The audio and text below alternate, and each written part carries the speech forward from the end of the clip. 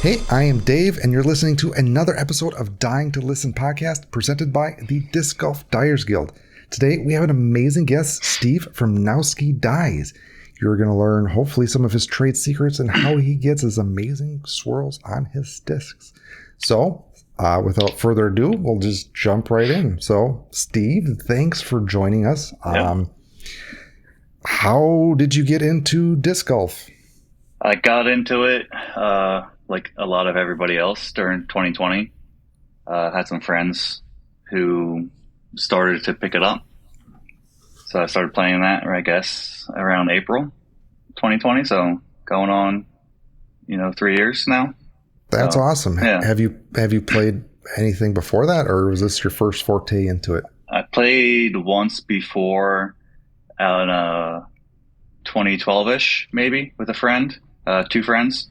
And I think I was just doing hammer throws the whole time. It was like a heavily wooded course in like Kennett Square, Anthony B. Nixon. It's a lot of woods. So I think I was just tomahawking everything. But it didn't bite yet. So. Where are you located?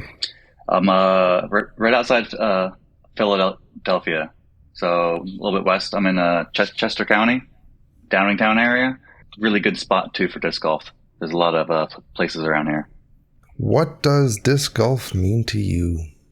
It's a way to get out, way to utilize my time in a healthy way. Gets me outside. I've always liked to get outside in nature. I grew up mountain biking, just kind of living in the woods whenever, it's nice out or not nice out. So it's kind of an extension to that. Just keeps me outside, keeps me doing something, and it keeps me focused on something while I'm, outside in nature. Absolutely. So what got you into disc dyeing? When I tend to get into something, I don't half-ass it. I whole-ass it. So I kind of get obsessed over it in a way, you could say. So when I started playing disc golf, I started doing that multiple times a week, twice a day sometimes. And then I guess winter came around, late fall, and I realized that you can dye the discs. I think I found the subreddit, disc dyeing. And I think that's where I initially saw it. So when I saw that you could dye your own discs that way, that's kind of how it sparked something in me. So do you remember the time frame that you actually first dyed your disc? Probably November-ish. I'd say November 20 or August, September, October, like around that time, end of summer, beginning fall, 2020 is my guess, give or take. Well, that's great. Yeah. Again, you're doing some amazing work for really not doing it a whole long time compared to some art forms. So yeah. Fantastic. Thank you. What does disc dyeing mean to you? It's an outlet to express myself.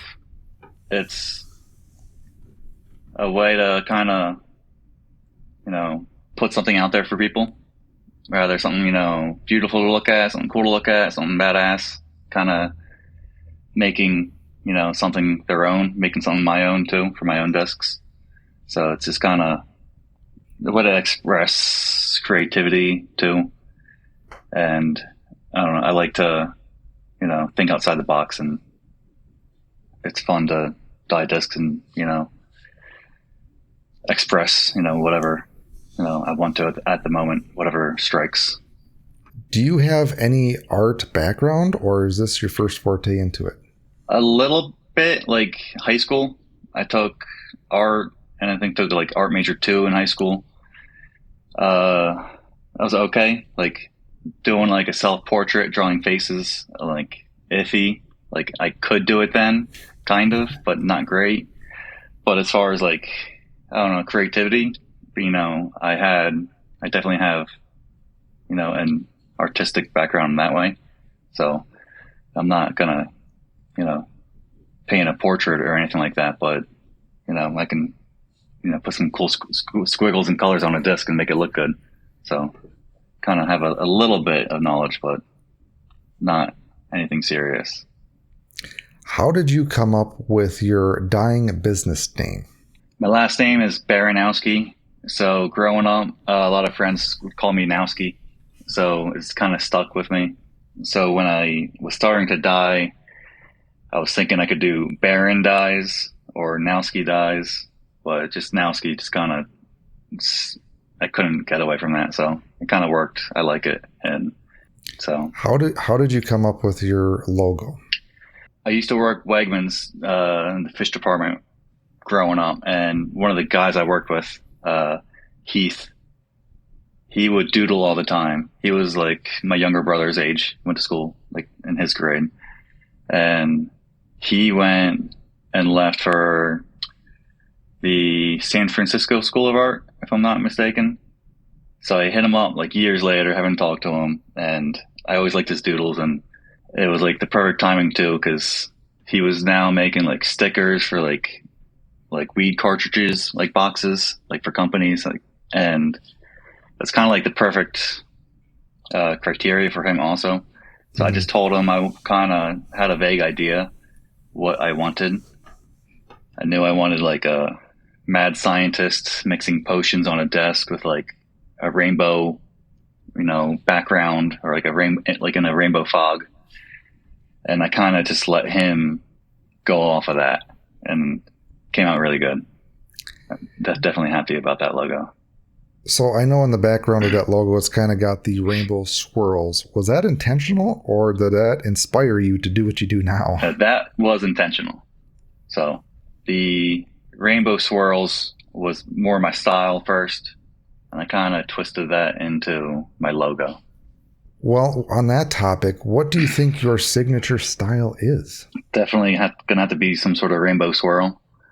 So definitely, something like that.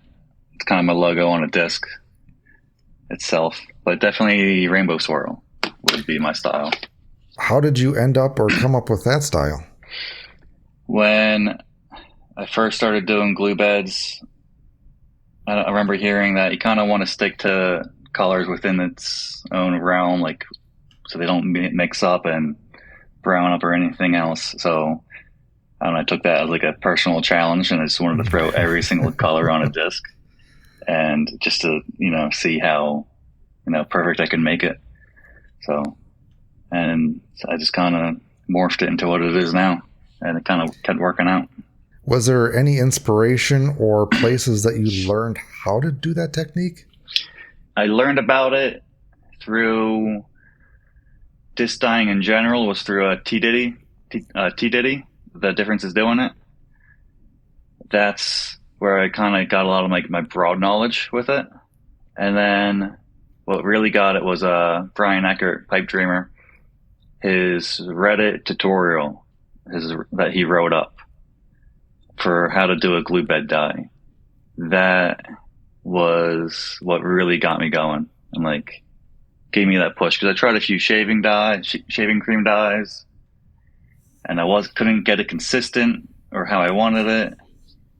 And then I saw the glue bed dye, and that's when I was happy with how the results I was able to get at the time. So, and I was going to ask you, what other dye methods have you tried? Shaving cream, glue bed, stencils, lotion only as far as painting. That's it. I haven't done Floetrol. I'd like to do that. Not necessarily do cells, but I like how vibrant the colors are. So I feel like that'd be a fun way to redo the swirl and just see how it comes out in a different media. What do you remember the first disc that you dyed and how that turned out? The first one, I think it was a Sidewinder. It came out all right. I think I gave it to my buddy not too long ago who wanted to start to learn how to throw discs. It came out good. Orange, pink, and was it purples maybe? What dye method did you use for that? That was a glue bed. So that was my first glue bed dye. Shaving cream was, I think it was this Cutlass. Here, this one of my first ones. It's faded now, but and when it came out really good. I really liked it. And I was kind of chasing this one for a while after that. The other ones kind of came out all right, but the one was great, and then I kind of had to figure out how I did it. And yeah. I feel like that was with me too. I did the shaving cream mound. I was like, boy, this turned out good. And everyone after that was like, why is it turning out like shit? Mm-hmm. Exactly. Did you do the shaving cream mound? No. Yes. I did do the mound for these, and it came out good, but as far as like not knowing how long to do them for and everything else, I didn't have everything figured out, and everyone had a different way to do it. So just couldn't get consistent with it. I feel like once you hit glue beds, you kind of level up and you're like, boy, damn, this is fun and I can reproduce it. And boy, howdy. Plus, like what you see in the glue bed, you know how it's going to come out on the disc more or less. So, yeah. You kind of have an idea how it's going to turn out. Yeah. What inspires your dye creations? I'm not too sure, honestly. I just sit there and kind of get in the zone when I start dyeing them. Just color. I like doing a lot of color, and I like to make them as vibrant as I can, and kind of, if I can, equally balance all the colors. So it's not, a lot of red or a lot of green or something else. Do you have favorite colors that you like to use? Yes. So for my greens, I use neon key lime, and I use worm dip a lot. So I use yellow and blue worm dip, and I just mix them both together. And I use that for a lot of my green, and then I'll use the key lime. I'll drop that into the green, and it kind of adds a nice little dark definition to it. Yellow, a lot of NLZ, neon lemon zest. Orange is a good amount of the neon orange. I forget what the actual name is. And then I'll use, what do I got? Clear orange or deep orange. I'll use deep orange and clear orange. So what primarily is the mixture that you use for your dyes to put on the glue bed? I'm using acetone. So do you have any specific recipes that you use, or you just kind of feel it out? Eyeball it. I'll do roughly 1 tablespoon of dye to 4 ounces of acetone. So, 1 teaspoon. Let me double check that. Where is it? I have my spoon here.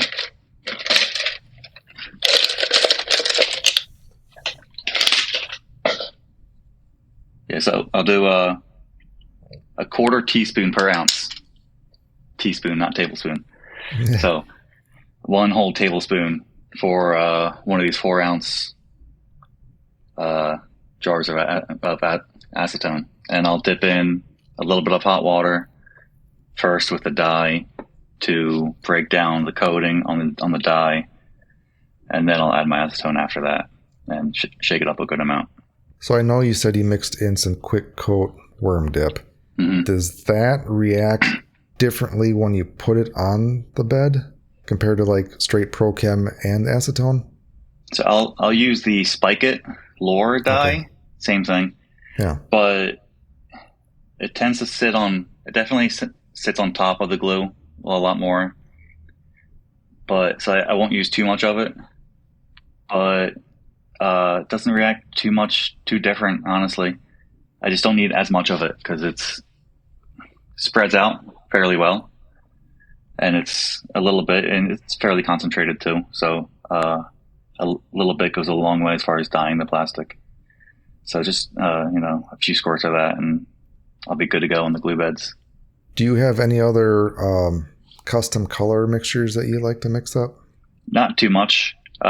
Mainly, I do my mixes in the glue bed. So I'll kind of add a few different greens or a few different blues that I want, and I'll let them mix in there. So while the acetone's still wet on the glue bed, I might add my Caribbean blue and then add my bright blue also before any of the acetone dries up, and it'll kind of mix it. Or sometimes I'll wait till the acetone dries and then add it, and then it kind of keeps the colors a little separated and not mixing them too much. So it kind of depends what I'm looking for. In your experience with your setup, how fast do you think the acetone evaporates from the glue bed? Like, how much time do you have to work with the liquid before it? When I do my drops, I'd say 20 seconds, maybe. You can kind of see it shrivel up slowly,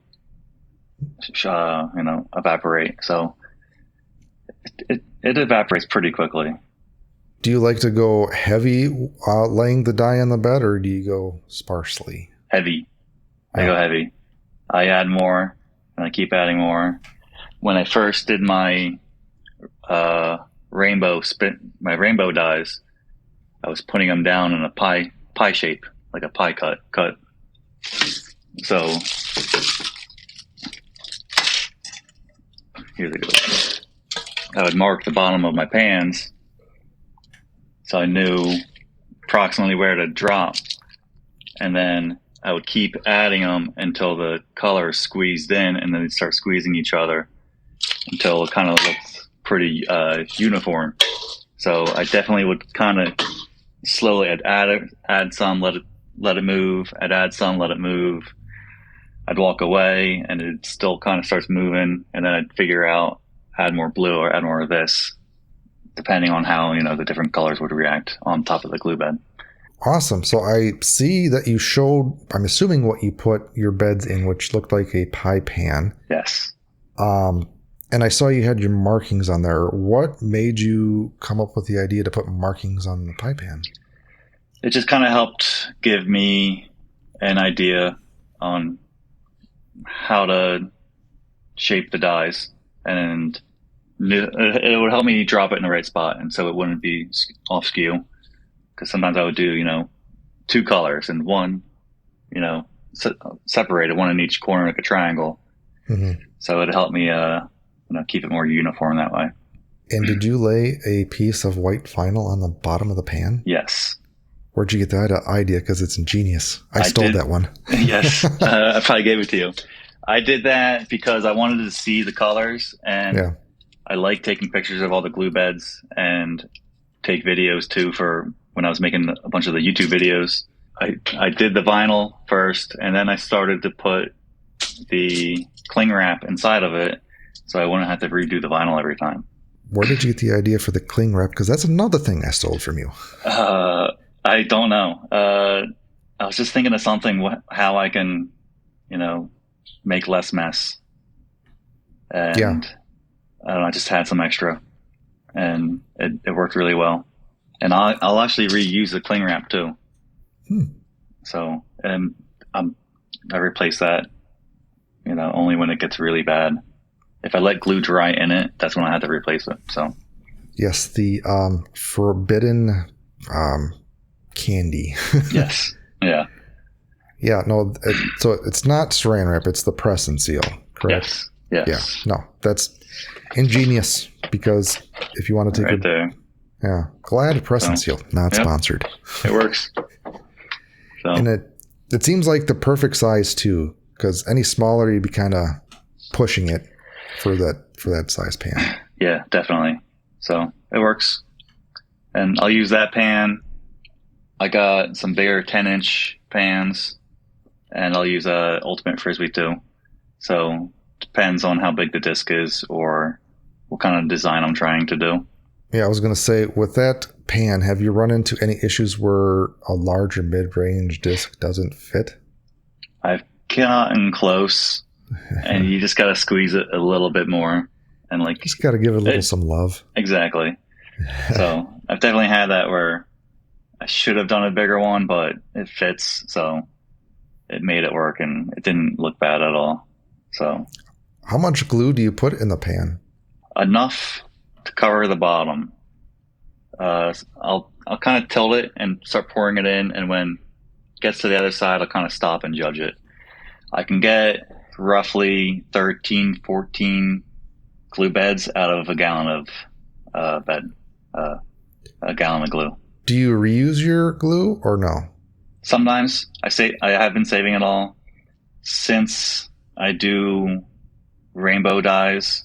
I'm using a lot of pink sometimes, or a lot of purple and a lot of red, and those two colors like to take over. So my used gallons are very, very red. It shows a little bit when I reuse them. I'll reuse some glue beds, but it definitely has a different color to it, different hue. So, but it works. 12 or 13 for 20. I mean, how much is a gallon? And what glue do you use? I have the colorations. So discount school supply. I bought, I don't know, 20 gallons of that last summer, maybe. I don't know. It's probably $6 a gallon. I think I got it for, or $7. I forget how cheap it was when it was cheap. Yeah. But I'm still sitting on that, so I haven't had to buy any recently. I think I have about 4 or 5 gallons left. So we'll see how long it lasts me. But have you tried any other brands of glue? I did Elmer's. I'm pretty sure when I first started, I had that and another one. And to me, I didn't notice much difference between all of them. They all worked for me. I've had the coloration glue for so long that I kind of forget at this point. You don't know anything else now. Exactly. So it's been so long that I can't say confidently that there's no difference between any of them. So, do you ever feel like you're going to try a different brand just for shits and giggles? Probably. When I have to buy one, I'll get one. So until I need to get it, I'm going to use what I have. So, do you know how much the coloration is running now? I don't. For price? Yeah. I don't. Huh. I'm not too sure. Probably I'd guess around $15 a gallon, maybe. So a question that I have for you, which they're all questions, but I'm curious, can you explain your process of how you get your swirls in your glue bed? Because I've tried a few times and it does take some skill. My number one tip would be to add water to your glue. But I take my gallon, and if you got a half gallon, you can add about 10 to 12 ounces of water. I've done it with 16, and it was a little bit too watery, but I think 10 to 12 would be good, and just shake the shit out of it. And you'll get bubbles everywhere, but it doesn't matter. I'll pour it into my bed, my pan, and I'll spritz it with acetone. After it settles for a little bit, a lot of them pops right away. Any bubbles in there, it doesn't matter. The moment the dye touches the disc anyway, it's not going to move. I've even had like a mini. I've dyed minis, and I thought I could fit 4 in my Ultimate Frisbee pan. So when I lied them in there, I had to take the 2. I couldn't fit 4. I could only fit 3. So I had to take them and just drag one in the glue bed. But it was a clear mini, and I could see that it didn't matter at all. And then by the end, it came out fine. So, confidently that, once it's touching the disc, it won't matter. I completely agree with that because I mentioned before, I pulled a disc right away after I put it in. I looked at it. It's like, okay, well, it's staying there, so I'll just put it down because I feel like the dye layer gets sandwiched between the glue and the disc. Mm-hmm. I find it interesting that you water down your glue to get a more liquid consistency. Yes. So I water it down because I was tired of taking an hour and a half to make a glue bed swirl. Like, it would take me an hour just blowing and manipulating the bed just because of how thick it was. So I started to water it down, and it made it a lot quicker. It's kind of... I was going to say, can you describe the consistency? I mean, the viscosity might be kind of hard to describe. Yeah, it's definitely more liquid when I shake it. It's not thick like Jell-O like it normally is. It definitely has a little bit of sloshiness to it. It's definitely, I'll go by look too. Like, because beforehand I would never measure the water. I only measured it once just to have an idea, so I could write it down. But I'll add a little bit of water to it, shake it, see how it looks, add a little bit more water to it, and you can definitely add a good amount. It's kind of go by feel. Yeah. Make it sloshy, but you don't want to make it watery necessarily. Have you noticed the water separate from the glue over time, or does it stay mixed pretty well? When it sits there, it'll definitely rise to the top, the water. So every time I'll reuse it, I'll just shake it again. So I'll just give it more shakes. And by the end of it too, I'll probably add a little bit more water when I'm getting to the bottom, because I feel like it gets poured out, at the beginning of the beds. So, what do you do when you have a fresh gallon and you don't have space to put water in it? I'll pour some out. Well, if I do, I'll save a gallon and I'll just pour my gallon. I'll split it in two. That way I can just have one without water and one with water. So, which works. I don't always want water in the glue bed, but. So I'm not doubting your ingenuity, but did you come up with putting water in your bed, or did you get that idea from somewhere else? I think I heard it from someone. I know my friend Julian, NowskiDyes. He's a local around here too. He was telling me how he heard about people adding water to it. So I tried it a while ago. I didn't like it. I thought it kind of made my dyes smear a little bit. So I didn't do it again, and then I went and tried it again, and it worked out great. So it's just kind of me the first time, I guess. I'm assuming the dye, when you drop it on there, reacts a little bit differently than it would on a straight glue without the water. Not that I noticed, actually. Yeah. So it's everything still reacts the same. It's just more fluid. So if I tilt the bed or swirl it, it's got to be careful because it moves a lot quicker, which sometimes I don't want it to move too quick when I'm just spinning the bed. So I want to kind of slowly move it first. That way the outside doesn't get stretched. Can you go a little bit more in depth of how you get those swirls? So you said you move the pan. Like, what movement do you use? So I'll kind of just roll it on the bed, on the table, and just slowly roll it like that. And just kind of until it starts to move. And I'll do that for like a minute, 2 minutes until I'm happy with it. And then after that, I'll go in and use air. So I have quarter inch airline tubing. I just got a piece of scrap from work, and this is my straw. So this is what I use. It's the nice thing is I can sit up and I can do everything, and I don't have to hunch over. So, well, you must have lungs of steel, because that's a lot of work. Yeah, but I like how much controlling I can get with it.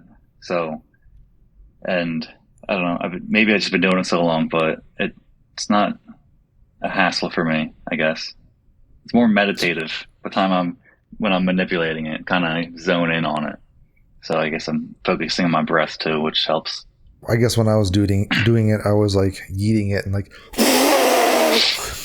Well, the nice thing with this, I think, since it's a quarter inch airline, it doesn't take much pressure, and I'm getting a good amount of, air pressure coming out the end of it, so I can move it pretty well without displacing a lot of volume of air with my lungs. So, have you tried any other devices to blow air? When I first started dyeing, I was doing it at work in the shop because I was living with my parents at the time, and I didn't want to bring dye into the house, and they were going to sell it at some point. So I didn't want to risk that. So I was able to do it at work. I would just stay late, and I would get an air line. I'd hook up a little regulator to it so I could adjust the pressure instantly. And I would just have this whip coming out of the end so I could control it that way. It worked, but I liked the control I would get more just doing it myself. Because sometimes like the air would kind of press under the glue, make a pocket, and then go under and like make a bubble, and like would fold the glue up in it. So it didn't react as well as I wanted it to. Interesting. Yeah. Have you ever thought of getting like a little device for or automatically doing it so you don't have to blow, like a airbrush or something like that? Yeah, I think it would work great now, especially with watering down the glue. Yeah. I think it'd be a good idea, but haven't done it yet.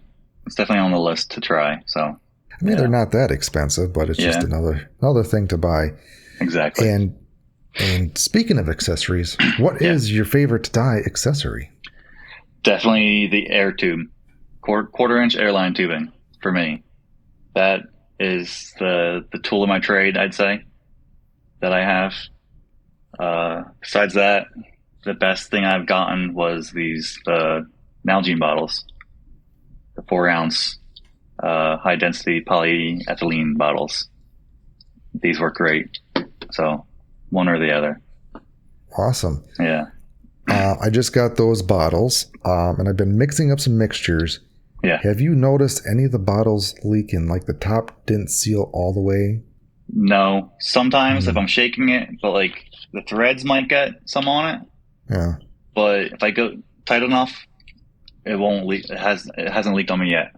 So there's like 2 bottles. I really yeeted down the cap, but when I was maybe I'm using a lab mixture and it's like super extra invigorated. But I had some of it leak. But yeah. What did you use before those bottles? Mason jars. Oh, really? Yeah. I had mason jars and like a real mad scientist. Yeah.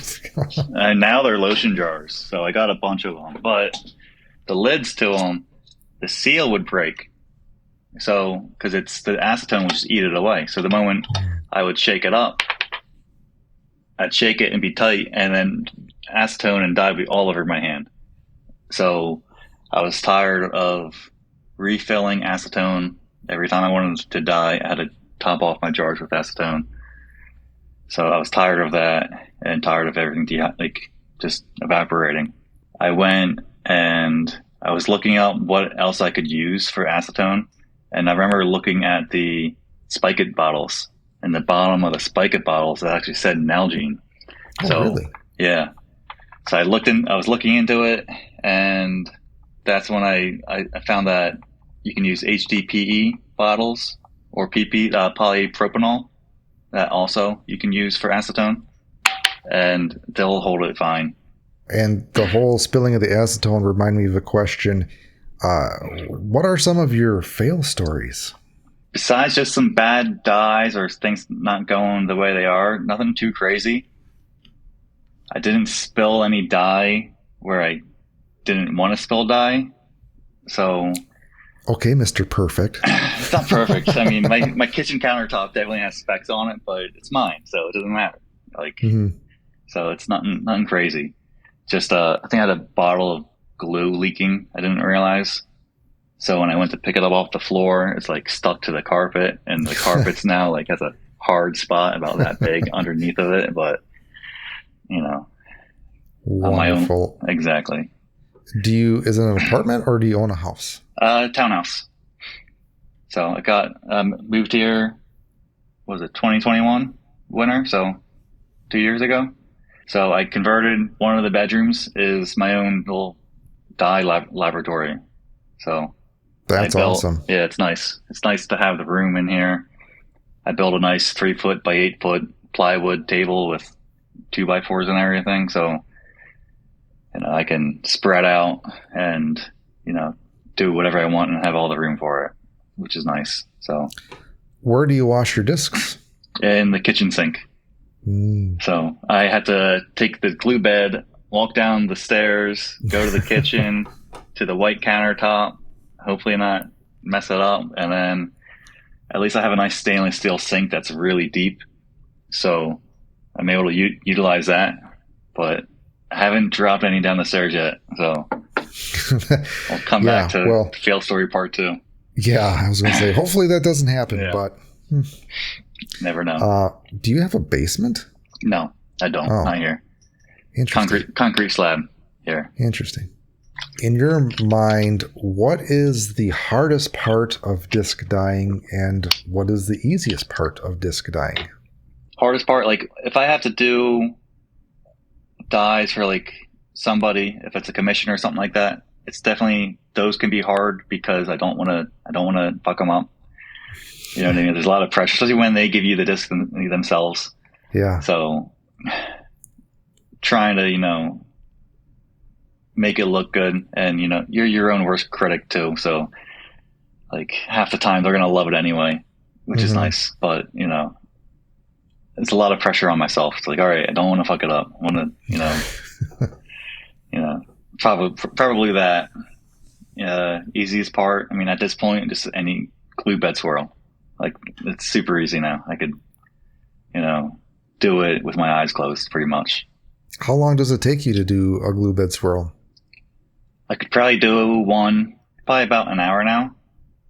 I'd say maybe a little bit under an hour from like start, like walking into the room to like being done. It used to take maybe an hour and a half, 2 hours, like without watering down the glue. Yeah. It would take me a long time. Like I could do maybe one a night, but now I could probably do, 2 a night after work, There you go, Mr. Efficient. Yeah. That reminded me of a question that I wanted to ask. How long do you let the disc sit in the bed for, and or do you use heat? 36 hours, give or take. So I'll drop it at night, about between 9, 10, 11 p.m. And I'll come home at lunch, not the next day, but the following day, and I'll pull it then. Just because it works out timing-wise. So I like how vibrant it makes the discs. And if you do one every night, it doesn't feel like you're waiting 36 hours.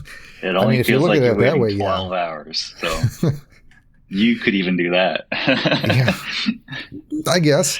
Have you noticed with it sitting so long, any blurring of lines, which the stuff that I have seen, I haven't, but I don't know if you've noticed anything with, your eye in person. No. Haven't noticed any negatives going 36 hours or even like 40. Everything stays nice and crisp and sharp. I've once forgot a disc in the glue bed. It went on like a work trip or a vacation or something. It was in there for, I think, 6 days maybe. And that's when I started to see some negative effects of it. It had like little pits in the plastic. It was a Leopard 3. So, I mean, that plastic probably only needed 12 hours anyway. But the plastic was getting pitted, and the colors were like so saturated into the disc that, even the yellow didn't look yellow. It's like coming through the backside already. Yeah, exactly. So it didn't look horrible, but you could feel it too. Yeah, don't go that long. So why don't you use heat? Haven't yet.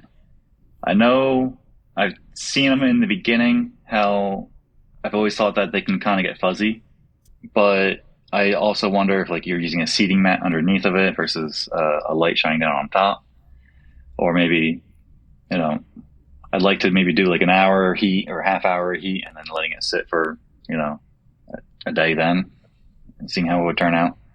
So the thing is that like it's working now, and I'm already in my ways with it. So if it's not broke, don't fix it. But where's the fun in that also? So yeah, I mean, you have your schedule down, which is fine, but expand, try new things. But the new series that the Dyers Guild will be doing, Dye Detectives, I think the first thing that we're going to be testing is how long to sit in a bed in different methods, heat, no heat, just to, give some clarity to that. Because I know I mentioned this before. I use heat for like 20 minutes and I let it sit for another 30, 45 and it's done. So glue clear glue bed, and people waiting 48 hours for something. I'm like, is it really necessary? But I'm curious for myself with like the blurring of the lines. If like heat makes it do that because it starts, the current or convection within the glue that does that versus, like room temperature. But we will get to the bottom of this. How do you heat it up? With a lamp? Yes. So I have a heat lamp that's about 16 inches above my glue bed. And the last one that I did, I made sure to measure the temperature, and it was like at 110 degrees for like 20 minutes. Okay. Then I just unplugged it and left it rest for another 30 or 45. Okay. So. Yeah. Definitely on the list. I just like things to be done fast. Yeah. It's my dye, and I want it now. Exactly. I mean, whatever. It's working for me so far. We'll experiment. Yeah. So you mentioned some plastic. Do you have a favorite plastic type that you like to dye? Probably Castaplast Glow. The glow plastic. I really like dyeing that. It holds dye really long also. It doesn't fade like K1 white. Definitely holds it for a while. So I think it might be Castaplast Glow. Plus it looks good when it glows. So it's an extra element. Do you try to play off the glow aspect in your designs? No, I haven't. And I've only been doing stencils for so long either. Yeah. So haven't done anything extra like that. No. It's kind of whatever comes out of it, I'd say. What got you into doing stencils? Something new, something different. Yeah. I had some extra like work gift cards. So I just went over to Michael's or wherever I went one day, and I got one for like, $50 all said and done. So, I figured, I wanted to do some stuff.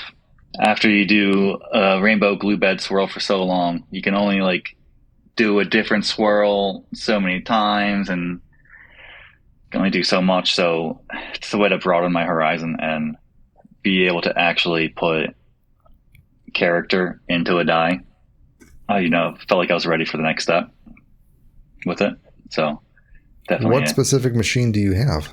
I have the Cricut Air 2.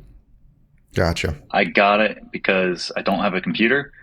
I do everything with my iPad or my phone. So I can just print straight from my iPad. So you do not have a computer? No, not right now. Wow. Yeah. Man, I'm old, I guess. Yeah.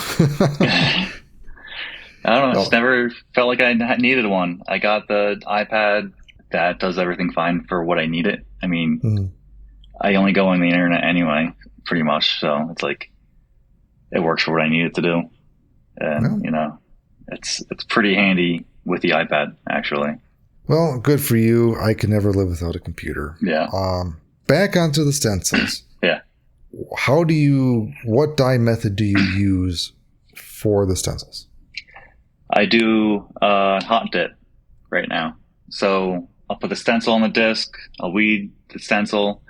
I'll take a saucepan full of water, get it hot. I might even get like a little boiling. I'll dip the disc in it, and then I'll press it really good. And I'll do that a few times until I feel like it's safe. And then I got a pan of black sitting on the stove, and I'll just kind of put that on low and keep it on low. So by the time I'm done boiling the other water and pressing it, it's hot enough. So, and then I'll just let it sit for, 5, 10, 20 minutes. When I'm done with that, I'll take the disc, I'll wash it with Dawn soap to get kind of the extra black off. And then I'll put it back in that boiling water again for like a quick second, and then I'll clean it again, and that'll kind of get a lot of the excess black off of the dye that didn't permeate into the plastic. And then I'll take denatured alcohol, and I'll put it on a pad, or paper towel works really well because it doesn't catch on the little bits of vinyl. And I'll wipe it down with denatured alcohol. That way, if I'm going to lotion paint or acetone paint, it's not going to pull black into the color. So, yeah, that's basically my same process, except I don't use the boiling water. I use a heat gun. And I find it interesting that you do, like, after you dip, you do it back into the boiling water to help clean it off. What made you do that? I think I heard that from Keith Lempa, maybe. Might have been him. So I don't trust him. Yeah, nope, of course not. Yes. But I think it was him. I think he's the one that told me about it, or just he told me his process. So Interesting. yeah, it works. Do you have any method for centering a stencil on a disc? Laser. So I'll take a laser pointer. I got one hanging right here. Some string over my light, and I'll just kind of got some tape on it so it holds the button in. And then what I'll do is I'll put a sponge down. So I'll take a sponge and I'll put it down on the table, so the laser's on that, and then I'll put the vinyl down on top of that. So the center of the vinyl will touch first, and then I can kind of press it down on that way. When I do the vinyl, I have little hashes on the perimeter, and I'll draw an X. I'll use that to draw an X to mark the center. So I can kind of see that X enough through the vinyl and the paper, transfer paper on top. So I can kind of find the center that way. Interesting. The sponge is a great idea if you do it that way. I feel like how you put the vinyl on a disc is, do you put the toilet paper roll frontwards or backwards? I don't understand how people put a vinyl on the disc. I don't get it. It makes the most sense because you have the most control, and you can tell where it's going to touch. With the vinyl, well, the sponge I can see helping a lot actually for doing it that way, but you put the toilet paper roll on backwards. My only thinking is the paper might flop down the disc prematurely where you don't want it to. So, I only have so many hands. Yeah. But well, whatever works for you, you do you. That is true. But it's definitely wrong. it boggled my mind when I first heard about it the other way. I'm like, what? People do that? Yeah. But it's one amazing thing is how everyone will do one thing different with disc dyeing in general. So it's cool to see that whole process. Like how Emily does her spin dyes. When she does the black, I put the black down in my glue bed first and then the color. She does the color and then puts the black in. Yeah, it is. It's very interesting. There's multiple ways to do the same thing, and even if someone does the same thing, you can get different results. So I find that fascinating. So it seems like you're stuck in your ways, but is there anything you'd like to develop or improve with your disc dyeing? Definitely want to do more with stencils. Lately, I've been slowing down, making, just dyeing discs, like just doing glue beds, and I've been slowing down to do stencils more. It's definitely a lot of fun.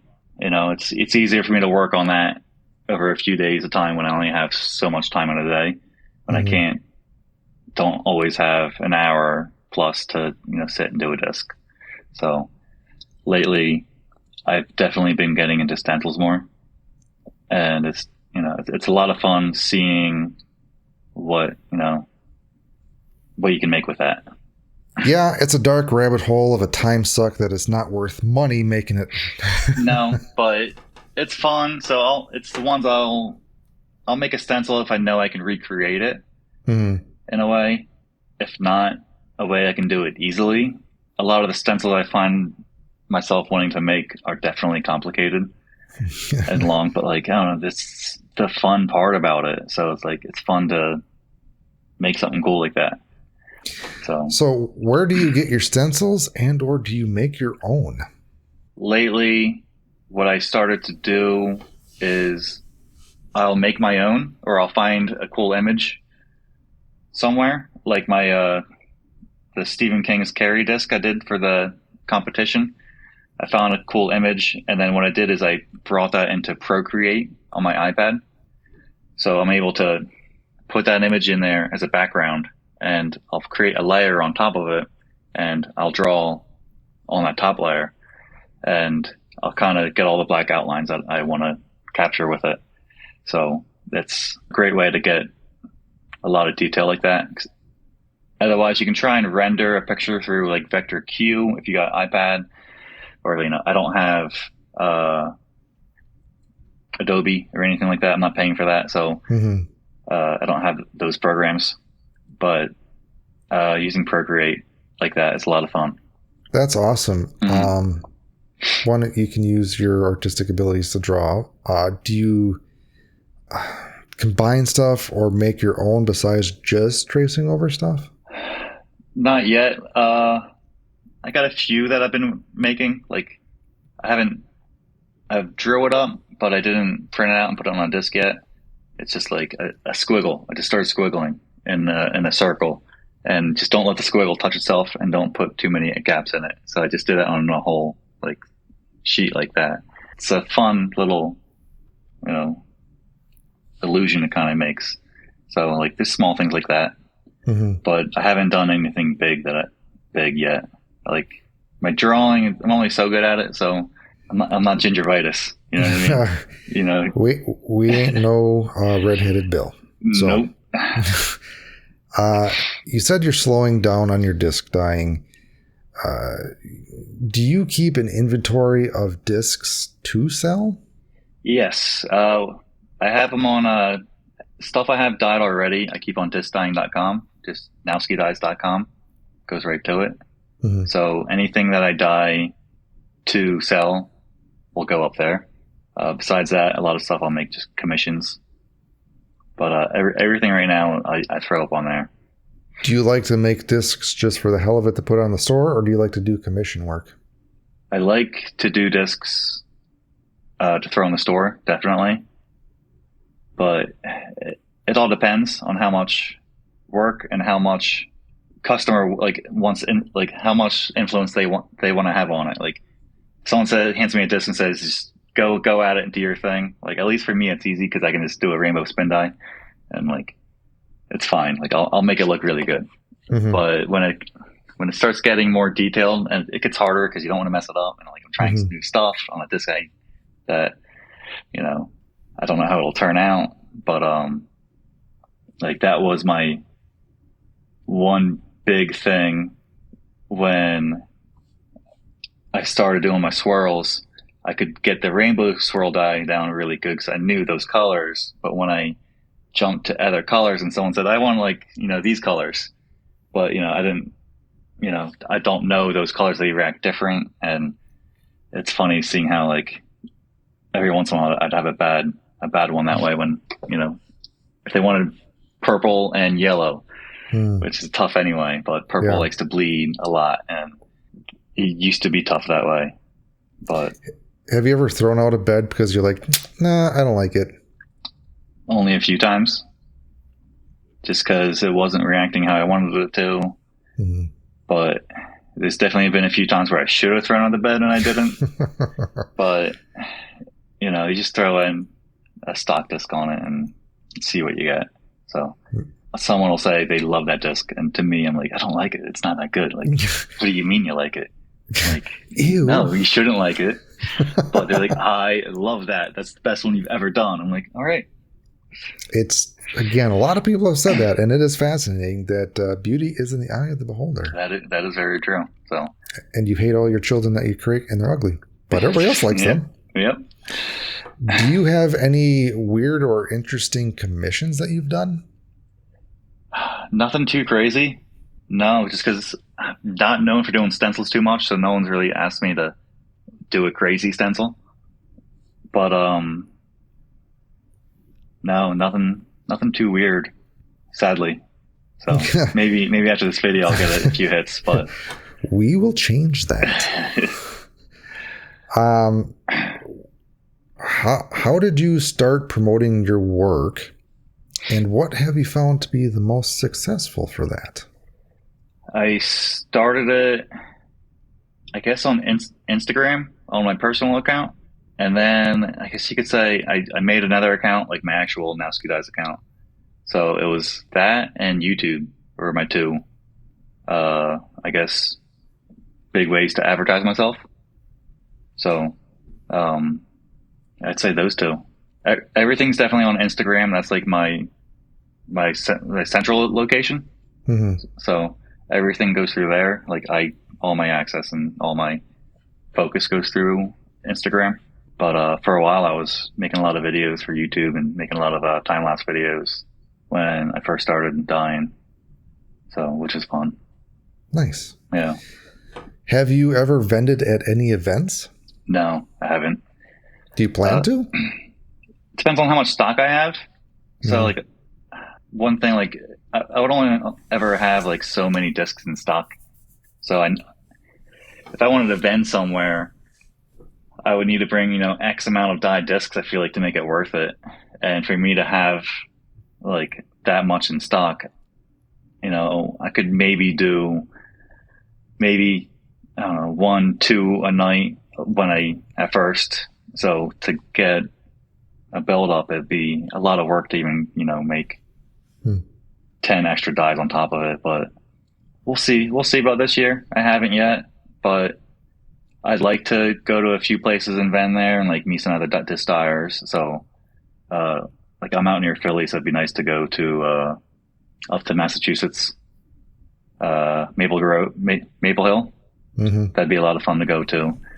Or you know, I'm at Iron Hill's pretty close to me, so I could see myself going, like, that one would be a good one to go to. So have you played in any tournaments? Only a few fun ones. My first tournament was a Sly Fox tournament, so that was a lot of fun. During like the email, they said, "Don't worry, you'll always be close to beer. Don't go out of line and like walk to a beer stand. You'll be at one in like a hole or two." So like that was a fun environment, and you know, that was an enjoyable first tournament, I guess. But besides that, just the trilogy challenge I did, that was a lot of fun. You only throw 3 discs that they give you, but I'd like to throw more tournaments this year. I definitely want to actually get a PDGA number. I don't have one, so I want to get out there and start turbo putting and just throw everyone off. Turbo putting, ew. But anyways, do it. Get out there, just do it. So back to disc dyeing. Do you have any tips or tricks that you would like to give to either beginner disc dyers or the seasoned veteran out there? My one best tip would be, when you're trying something different, a different color, a different technique, do one of them, wait, see how it comes out, and then see if you want to do another one or what you need to tweak. Because I've done it where I'm trying a different color or trying something different, and I'll do 3 of them because I'm waiting 24, 36 hours. So I'll do another one that way, and I'll do another one that way, and then I'll pull the one. I'm like, all right, I don't like this. This isn't how I want it to look. And then I pull the other one. It's the same exact problem, and then the other one's the same problem. So the best thing would be is do a disc, you know, write down, or like know what you did with it, see how the outcome is, and then go on and do another one. So it took me a while to kind of perfect, you know, a swirl bed. So the less you mess up, the better. So no, that makes sense for, you know, how long you have to wait. But, you know, if you do my method, you'll be like, boom, bang, bang. That's also true. Yeah. So if you were to start disc dyeing again today, knowing what you know now, is there anything that you would do differently? I would not get mason jars. Scratch them. I wouldn't get them for my mixtures. Definitely get the bottles. That would be my number one thing, I'd say. Yeah, I mean, that'd be the main thing. Besides that, you know, everything was a learning process. So, you know, I'm here today because of it. So I wouldn't change too much. Maybe get a cricket earlier. So cricket? I call it cricket. So cricket? All right. Yeah. Like the cricket bug is whatever works. I feel like I'm dyslexic, so everything I say is wrong, but there's that. Where did you get your information to learn more about disc dyeing and different techniques? A lot of it's Reddit. When I first started, now it's all the group chats I'm in. So I'm in one on Facebook Messenger with a bunch of guys, and I made a Facebook account just so I could join that group chat. So that was a a lot of fun. I've been learning a lot in that and kind of absorbing everything when they say it, and Instagramming a few group chats too. So that's the main thing now, is just what everyone else is saying, what everyone else is, putting out there, or questions I ask and they're answering, vice versa. So a lot of it's now just through peers. That's interesting. So, yeah. Awesome, and also very interesting. Mm-hmm. Is there anybody that you really like their work, or aspire to do something like theirs? Brian Eckert, his was my first dyes that I looked at, and the first ones I inspired to dye and like get better. Kateri, she's great. She dyed me this Wow Girl disc. It's phenomenal. Her style is really good. I like how everything she's doing, especially with her how she's using the laundry detergent for a lot of stuff. So, which is, I've been learning that also, which has been really good. It was Jeff Darrow, Garage Dyes. Him, he's a local. Actually, I'll play with him here and there. I really like his stuff, and I like how silly his dyes can get. His unicorn discs, or the gnome throwing up disc. Like, that's my humor. Like, I love it. So yeah, I'm always trying to feed him to get deeper into the humor. But nice. Yeah, there's so many other dyers out there I look up to, and their dyes inspire me. Jory, obviously, Jory's fly dyes. I've been following him, and he's a great guy too. So it's been great to get to know all these other dyers out there. Are there? I know you mentioned that one local dyer. Is there any other local dyers that are near you? Jeff's the big one. He's like 10 minutes away from me. So it's the only reason I started playing was because someone else said, "Oh, my buddy dyes this is really good." So me and him connected on Facebook. Like, hey, you want to go play Car Park or something? So one Sunday morning we met up and started playing together. So that's awesome. Yeah. And then there's a few other dyers around here. I know you got Chainser Dyes. He's out towards Pittsburgh. He's not too far away. You got Mad Hatter Dyes. He's up in Massachusetts, but I'd like to get up there and meet some people too. Lambo, he's in New York, but drive a little distance. You know what I mean? But there's definitely a few. There's a lot of dyers on the East Coast around here that would be fun to meet up with and play a dyers disc golf tournament or something. That dyers is awesome. Doubles. Yeah. Actually, this weekend, a bunch of Wisconsin dyers are getting together to play and to hang out. Oh, yeah? Yeah. Where are you guys playing at? So we're going to be playing at Sussex, so it's 10 minutes north of where I live. Okay. So I think We Die You Fly, Kateri, Sunchaser, 414 Customs. And I'm sorry if I can't remember your other names, but a few other people are going to come. Okay. So. Yeah, it seems like there's a pretty good grouping of disc dyers in this area in Wisconsin. Yeah, I was out that way for work and played Rolling Ridge. Oh, nice. Played Rolling Ridge. That one was a really nice course. Yep. That was awesome. And I played a few courses out towards Madison. The one right across Glide. Mm-hmm. That one was a lot of fun. So, I'm definitely jealous of how much disc golf you guys have around there. Yeah, it is quite a lot. So I'm not complaining. Yeah. All right. So we got done talking with the disc dyeing specific stuff. Now we're going to get to know Steve on a personal level. So the first section that we have is favorite fave. All what right. is your favorite band or song?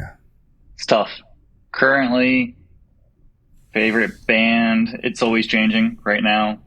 It's been top of the playlist would be Natural Child. They're really good. I just discovered them a few months ago. I'd call them like a blues rock, surfer rock. I don't know. They're good though. I like them. Definitely check out Natural Child. Yeah, I'm going to have to check them out. Never heard of them. Their one song, DTV, that's a good one. So but Nice. they're all pretty good. Do you have a genre that you like? Definitely indie rock, I would say, would be what Spotify tells me I like the most. And I would agree with that. So definitely indie rock would be fitting with that. I mean, I like electronic, Daft Punk, I like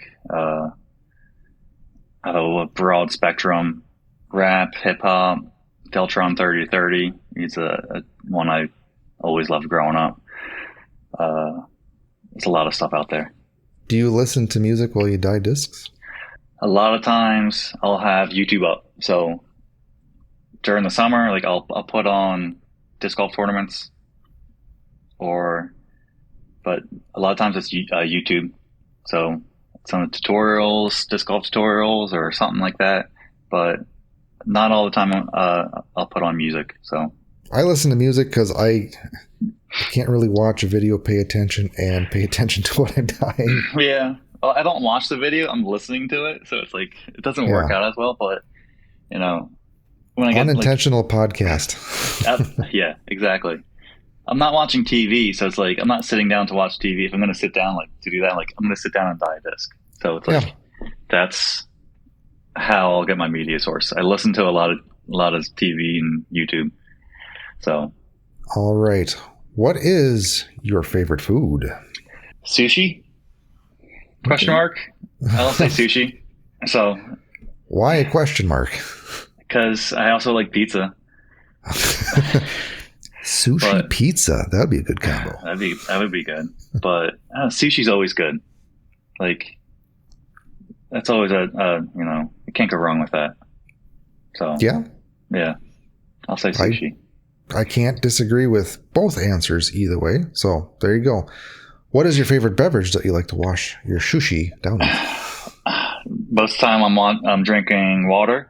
I drink that all the time. But besides that, I might do an IPA or a all day IPA if I'm doing a beer, or some sort of mixed tequila drink. Depends how fancy I want to get. But all right. Yeah. Besides that. Water is healthy for you, so that's good. Drink that. Yeah. The other stuff, not necessarily, but it makes you feel good. Yeah, exactly. So besides disc golf and disc dyeing, do you have any other hobbies? Yes. Rock climbing and motorcycles would be my two other hobbies that I still do today. That is awesome. Yeah. The motorcycle thing, that is awesome. I personally like to have 4 wheels and a cage over me. That's also good. Yeah. Yeah. Do you race motorcycles? I've been on the track a few times. Yeah. Pit race. Went out there and rode on it for free a few times. PA offers free classes, free training through the PA motorcycle program. They started offering it at Pit Race, the advanced rider course. So I'll be able to get out there and ride for free, which is nice. And it's a great instructional program. And I liked it so much that in 2019, I got certified to teach the beginner course. So awesome. If you lived in PA and you wanted to get your license, you'd come to the class with your permit and you do the classroom portion, you take a test at the end of it, and then to be skilled out in the parking lot portion, and they would have bikes for you, and you could not know what a clutch is. And by the end of the weekend, hopefully you know what it is.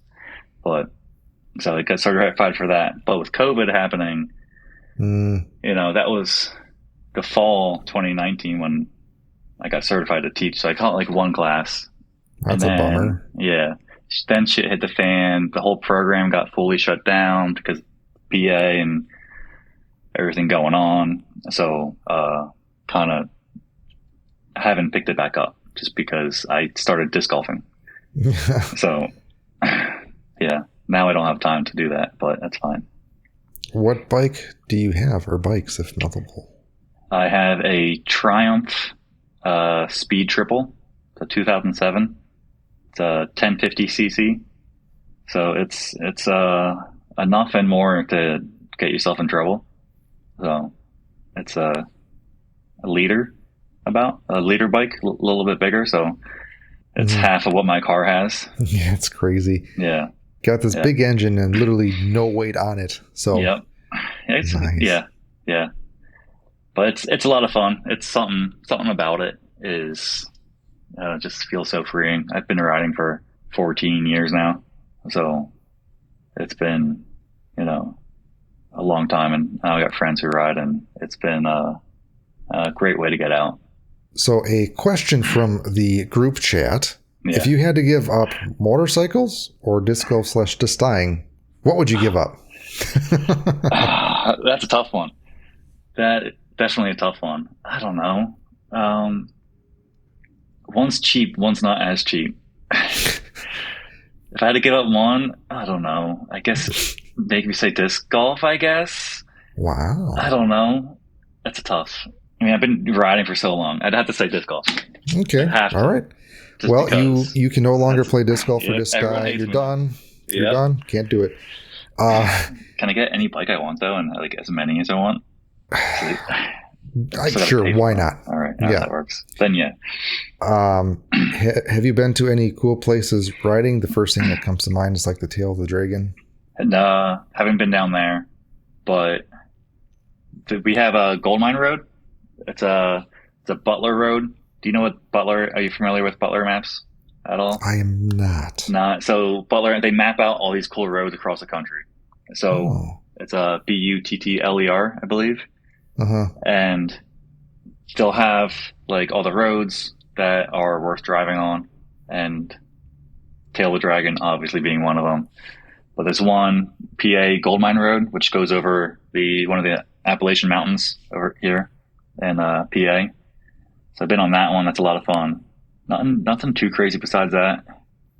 Longest trip was to Pittsburgh, and 5-6 hours on that bike, so that's a long time. But if anything, you ride for food. You pick a food location, you can ride to it. So, well, mad props for you riding a bike, and please stay safe out there. That's all I have to say with that. Yeah. I can trust myself driving a bike. It's just the other people out there. Oh yeah. So definitely, I got my battle scars. So. I'm hoping you are fully leathered up, helmet, gloves, and all that stuff. Yes. Yeah. I got leather, I got boots, I got everything. So that's thank you, because I see some people out there in shorts and flip flops. I'm like, dude, if you crash. Yeah, I know. Yeah. Even in summer, I'm still having all my gear on. So yeah, it's tough, but it's worth it. So I've fallen 2-3 times, and every time I've been able to get back up. The one that was the worst for me was the one doing like a little parking lot drills, and I just kind of fell going on the side, and it wasn't a bad fall, but I broke my thumb, the ligament that holds it from side to side. So it's called skier's thumb. Or if you're in a car accident, most people will break their thumbs because their steering wheel changes. So I broke my thumb, and they took my tendon out of my wrist. So you have a tendon right here that's there. Well, they took it out of this wrist and they put it into my thumb. So that's pretty cool. Interesting. Yeah. And yet you choose motorbikes over a safer disc golf. That's right. That's right. All right. Next section. Yeah. If you had to pick 3 discs to play at any course for the rest of your life, what would they be? TSA Pathfinder would be the first one I'd pick. That one's such a great disc for me. I can point and shoot. It goes straight. It goes where I want it to. What are the numbers on that? 5501. Okay. So it's like a buzz, I guess. It's definitely my go-to. If I want to hit a window, hit a pocket, that'll get me to be where I need to be. Putter, Marvel, or a Judge, I'd say. Or maybe the MVP Glitch. That would be a good one. It turbos really well. I've been learning with it. So stupid turbo. Definitely might be one. All right. But Marvel, and then I guess the last one, I want to say the Falc. So I like understable discs. Yes, they do cool things. Yeah, exactly. Awesome. More fun. All right, I'm bad at segues, so we're just going to go to the next section. The perfect hole. What has been your favorite course or hole that you've played so far? It'd be between Rolling Ridge out in Wisconsin. Definitely a top one. Besides that, we have Muddy Run. I know Fallen Bomb Dyes. He was raving about that one too on the podcast. So that one's awesome. There's one hole on it. Was it 16? Yeah, I think it's 16. You're at the top of a giant hill and you get the bomb down it and you can see the pin like 600 feet out. And it's such a fun disc to think that you can have a shot to get close because you're so high up. But Muddy Run, definitely, if you're in the Lancaster area, that one's awesome. I definitely high praise.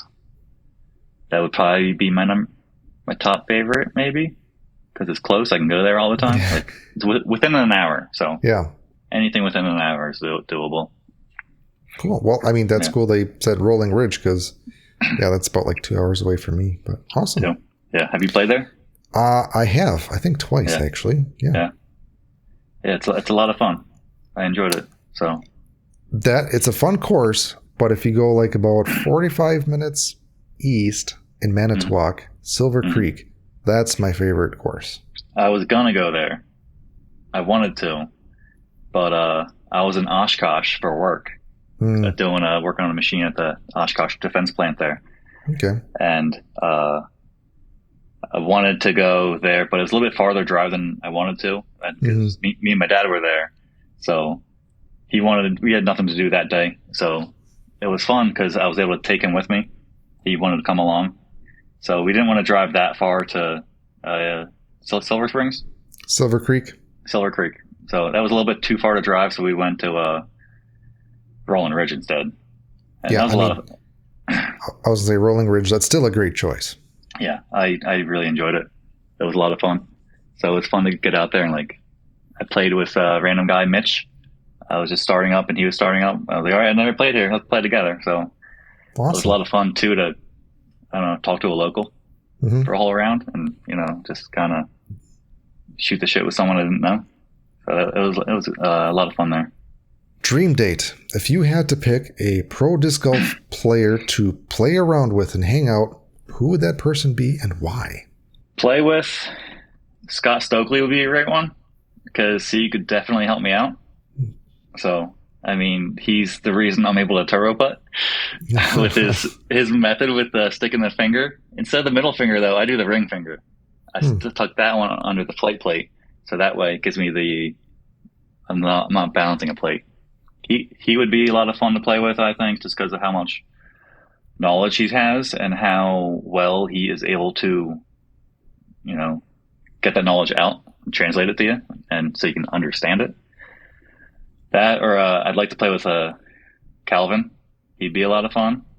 He'd be fun to play with a group and just be near him, I think, because to me he's the funniest. Yeah. Because the comments he makes, he's not trying to be funny, but it's just I think he would be a great one to be around and play with too. So those are great choices, and the Scott Stokely, that makes a lot of sense if you actually want to learn something. Yeah. Awesome. Plus, I listened to his book, his audiobook. I enjoyed it a lot, and it'd be a lot of fun. So, all right, Steve, we definitely learned a lot, and to help support your dyeing habit, you're going to be raffling off a disc. Do you want to talk a little bit more about that disc that you're going to be raffling off? Yes, I got it right here. I got this disc, the Star Wars Blueprint disc. It's almost done. I'm just going to add a little bit of color into it. It's Envy. This thing took about 10 to 12 hours just to weed it. All right. Took an hour to unweed it. Took forever. But I've been in the process of weeding this thing since like March. All so right. I finally got it done. So if you want to support him and all the time that he put into that disc, head to dyersguild.co/raffle to get entered to win his raffle for as little as $1. I mean, you can do more if you want for that, but 100% of the proceeds will go to Steve. So again, the raffle will go live when this podcast is released, and it'll be open for 2 weeks. So again, head over to dyersguild.co/raffle to get entered today. And please support his dying habits because, starving artists. So Steve, where can people find your work and or storefront? You can find my storefront at NowskiDyes.com. All my work, you can find it on Instagram at NowskiDyes. You can contact me through NowskiDyes too. That's probably the best way. I'll get back to you. Most likely, I'll definitely get back to you on that.